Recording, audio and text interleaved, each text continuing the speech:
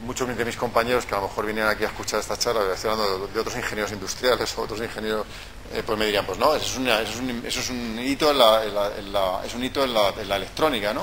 En el año 1939, digamos, se descubre que el silicio presenta unas regiones de tipo P y otras regiones de tipo N que juntas entre sí permiten fabricar una cosa que luego deriva en una cosa que se llama el transistor. De hecho, este descubrimiento, las uniones PN, aparece en el año 39 y hasta el año 48, en Bell, los laboratorios de Bell, la empresa famosa de teléfonos y de electrónica, pues desarrollan ya, a partir de la unión PN, de la unión del silicio, desarrollan el transistor. Y les dan el premio Nobel en 1956 por este desarrollo. Es un Nobel de física, el Nobel de física. Es un desarrollo que tiene que ver con los materiales y con el desarrollo de materiales. De hecho, toda la hacer miniaturas, los componentes electrónicos, es una lucha de los materiales. Es decir, el que cada año consigamos en el mismo espacio meter el doble de información o el doble de microcomponentes, no es un desarrollo de la electrónica, es un desarrollo de los materiales. Y uno de los grandes problemas que tenemos hoy en día con los materiales es tener silicio suficiente para dar respuesta a demandas que existen no solamente en la industria electrónica, sino también en la industria, vamos a decir, solar, por ejemplo, electrónica vinculada a energía solar, porque el conseguir silicio de la suficiente pureza para que nos sirva para tener una unión PN, un semiconductor de tipo P o de tipo N, pues no es nada sencillo y es una tecnología que tiene que ver mucho con el desarrollo de la ingeniería de materiales. De hecho, el Silicon Valley, el famoso Silicon Valley de Estados Unidos, posiblemente el tipo de ingenieros más abundante que exista allí son los de materiales, más que los ingenieros electrónicos.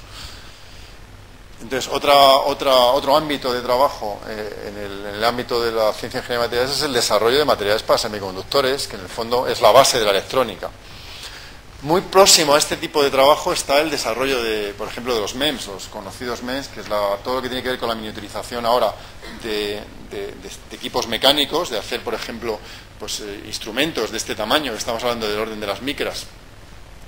Son tecnologías de fabricación que son muy similares a las técnicas de fabricación que se utilizan para hacer circuitos o para hacer semiconductores. Es decir, que ambos mundos están muy vinculados entre sí, aunque esto no son materiales electrónicos. Sin embargo, las técnicas de fotolitografía que se utilizan para fabricar estos perfiles a nivel de las micras y poder ir al mundo de la micromecánica tiene que ver también con el desarrollo de los materiales. Aquí tenemos otro aspecto que tiene que ver con los materiales y es el desarrollo de las pilas de combustible.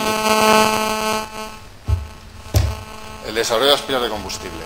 Las pilas de combustible hoy en día se desarrollan pues porque hay materiales apropiados para hacer estos ánodos, estos cátodos y estos electrolitos que pueden ser sólidos, líquidos o incluso gaseosos. Entonces, el desarrollo de pilas de combustible hoy en día, y que para que esas pilas de combustible no ocupen lo que están ocupando y que, digamos, limitan sus aplicaciones de tipo práctico en automóviles o en motos o en otros útiles más cotidianos, como pueden ser teléfonos móviles. Si pudiéramos hacer teléfonos móviles con pilas de combustible, no tendríamos que recargar la batería seguramente en toda la vida del móvil. De hecho, los móviles la gente que va con un móvil al Himalaya o a hacer una expedición de estas que dura 4 o 5 meses, lleva equipos que van dotados o equipados con pilas de combustible. Una carga de una pila de combustible puede permitir una vida en un tipo de teléfono de estos, a lo mejor de 5 meses o de 4 meses. Cosa que nosotros hoy en día no lo podemos ni pensar para un móvil de bolsillo, donde tengamos que cargar con esto. Esto es gracias al desarrollo de este tipo de materiales para este tipo de aplicación. Otra cosa interesante, otro hito interesante en la ciencia de ingeniería de materiales fue el año 87. En el año 87 aparece por primera vez un óxido cerámico capaz de tener propiedades superconductoras a temperatura, entre comillas, más próximas a la temperatura ambiente. Hoy en día la superconductividad es un fenómeno que podemos conseguirlo en materiales a temperaturas donde el nitrógeno está líquido, lo cual significa que yo puedo utilizarlo en aplicaciones industriales. Simplemente tengo que tener nitrógeno líquido para poder tener el fenómeno de la superconductividad. A principios del siglo XX, el fenómeno de la superconductividad se medía únicamente en metales y a temperaturas del orden del 5 o 10 Kelvin.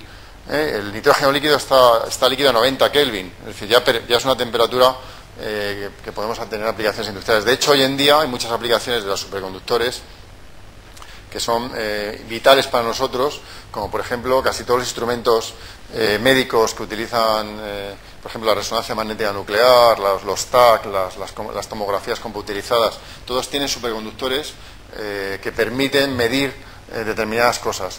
Si fuéramos capaces de dar el salto de los 90 Kelvin o de los 100 Kelvin a temperaturas más próximas a la temperatura ambiente, el cambio de nuestra sociedad sería increíble, ¿no? O sea, podríamos tener coches que no se desgastaran en absoluto al poder circular por carreteras levitando, por ejemplo, o trenes que levitaran, los maglev, el famoso maglev que está en funcionamiento tanto en Japón como en China.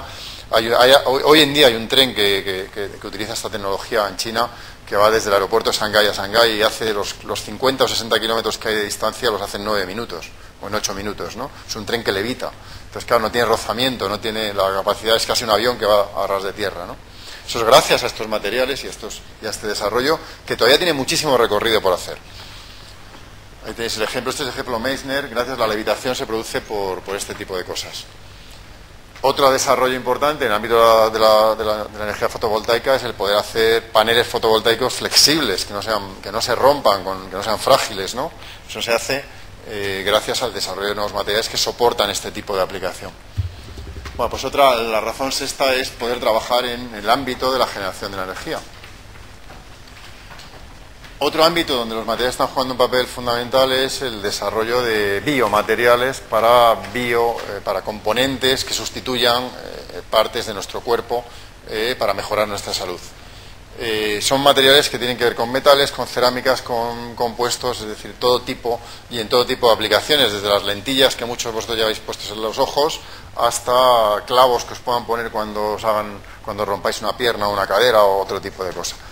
Bueno, pues este sería otro ámbito importante de trabajo, la biotecnología.